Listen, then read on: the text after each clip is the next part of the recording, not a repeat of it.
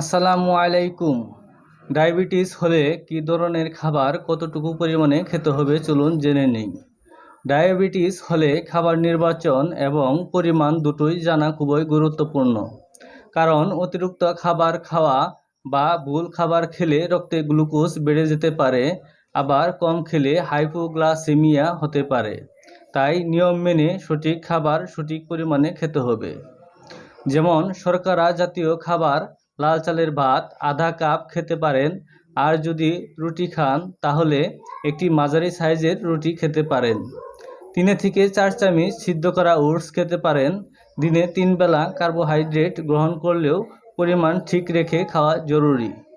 Fibre ও ভিটামিনযুক্ত খাবার যেমন করলা, ঢেঁড়স, পুঁইশাক, লাউ, তারপরে রয়েছে সিম, পালং শাক, এই সবজিগুলো প্রতিবার খাওয়ার সাথে 1 কাপ বা তার চেয়ে একটু বেশি পরিমাণে খেতে পারেন, কেননা সবজি হজমে সাহায্য করে এবং রক্তে চিনি নিয়ন্ত্রণে রাখে। প্রোটিন সমৃদ্ধ খাবার যেমন মাছ 1 টুকরা 50 থেকে 75 গ্রাম খেতে পারেন। সপ্তাহে 5 থেকে 6 দিন একটি করে সিদ্ধ ডিম খেতে পারেন। চর্বিহীন মুরগির মাংস 50 থেকে 75 গ্রাম খেতে পারেন এবং ডাল হাফ কাপ করে খেতে পারেন।